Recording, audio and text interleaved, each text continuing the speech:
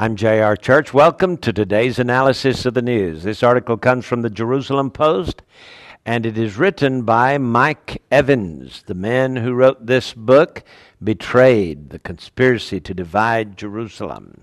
And this is what he writes on August 25th, recently, just this week, in the Jerusalem Post. He says that former President Jimmy Carter has just released a new book entitled, "We Can Have Peace in the Holy Land, a Plan That Will Work," in which he advocates a straightforward solution. Israel should embrace the quartet, that is Russia, the United Nations, the European Union, and the United States. The quartet. The plan is backed by a group known simply as the Elders. It's an NGO that was started by Nelson Mandela in 2007 to promote peace and assist in conflict resolution, and funded partly by British entrepreneur Sir Richard Branson, who originally proposed the idea for the group, and musician Peter Gabriel. Jimmy Carter and the Carter Center are heavily involved with this endeavor. Jimmy Carter is one of three appointed elders. You like that?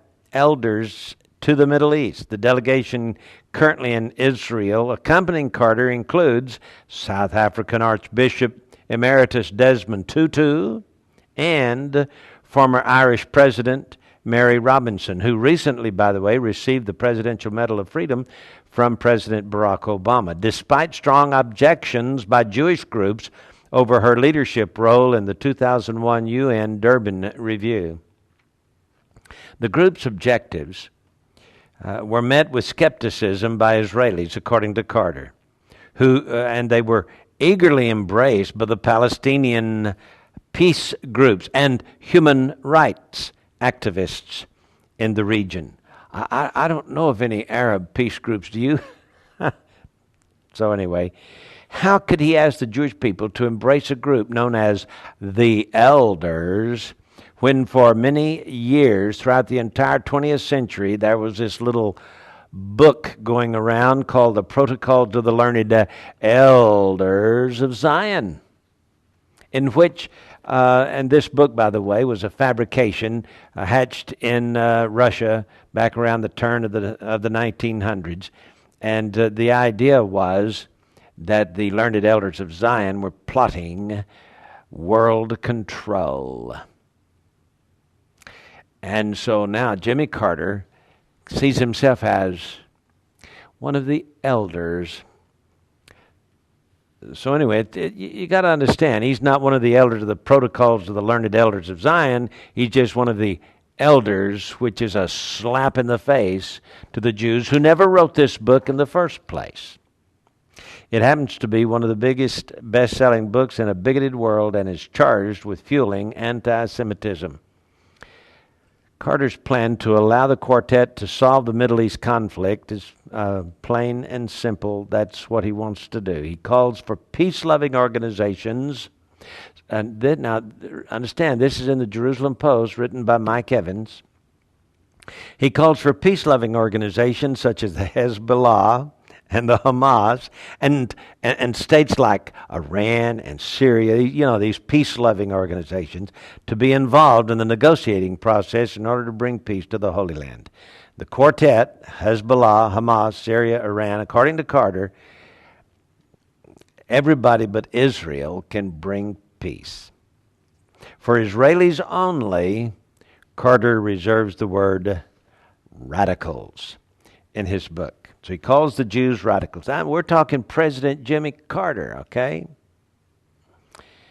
Or I guess they still call him President Jimmy Carter. Anyway, he used to be. He lasted for 4 years, thankfully.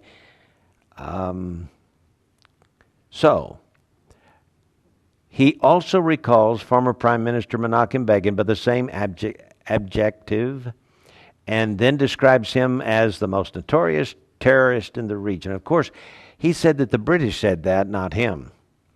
Carter goes on to describe Benjamin Netanyahu as a key political associate and naysayer who strongly was opposed to Israel relinquishing control over the Sinai. Well, it appears that Jimmy Carter's revising history. Because back then, when Jimmy Carter and Menachem Begin and Anwar Sadat of Egypt were negotiating the Sinai, Benjamin Netanyahu, who, according to Jimmy Carter, was a key political associate and naysayer. The truth is, Benjamin Netanyahu was attending college during the Camp David meetings in the late 70s. In fact, Mike Evans says, when I recommended him to Prime Minister Begin for a government job, the Prime Minister didn't even know who Netanyahu was. I have no idea how Carter was so aware of Benjamin Netanyahu's political ideology, since Netanyahu was selling furniture at the time to help fund his schooling. The former president also writes, at that time, Begin agreed to divide Jerusalem. Well, I found that to be astonishing, says Mike Evans, especially since Begin had given me a copy of the letter he penned to Jimmy Carter on September 17, 1978, in which he wrote, quote, Dear Mr. President, on the basis of this law, the government of Israel decreed in July 1967 that Jerusalem is one city indivisible, the capital of the state of Israel. According to Begin, Carter informed him that the U.S. government did not recognize Jerusalem as Israel's capital, and Begin told me, he responded, Excuse me, sir, but the state of Israel does not recognize your non-recognition. End of quote. So Carter further charges that Begin agreed to a freeze on building Jewish settlements.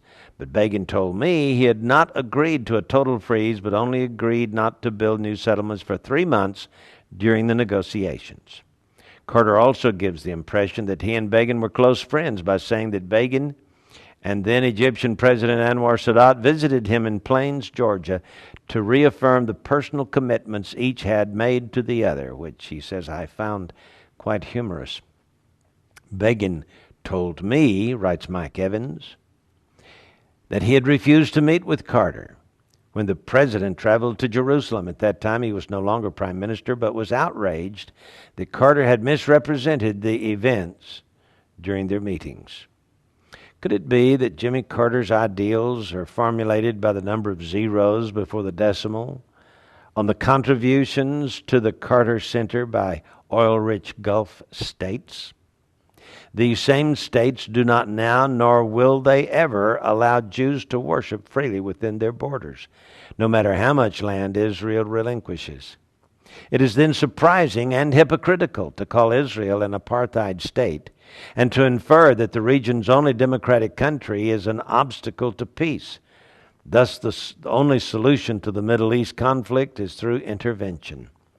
Carter's final plea is for President Barack Obama to, quote, shape a comprehensive peace effort between Israelis and the Palestinians, and then use persuasion and enticements to reach these reasonable goals with the full backing of other members of the International Quartet and the Arab nations. It is likely that he would call on the elders for their expertise. The best thing President Obama could do, writes Mike Evans, is to completely ignore Jimmy Carter and his plan. Well, Mike certainly knows how to write, doesn't he? This is a fascinating book. It sells for $29.95 in bookstores. I want to offer it to you for $9.95. Such a deal. By the way, Mike Evans is Jewish, of course, Jewish Christian, and so why not a deal? Mike Evans writes, The Conspiracy to Divide Jerusalem. It is entitled Betrayed. Call our number today and order your copy for $9.95 plus shipping and handling. We'll get it right out to you. Will you do that? Call today. Or you can order it here on the website. I'm J.R. Church. We'll see you again tomorrow with our analysis of the news.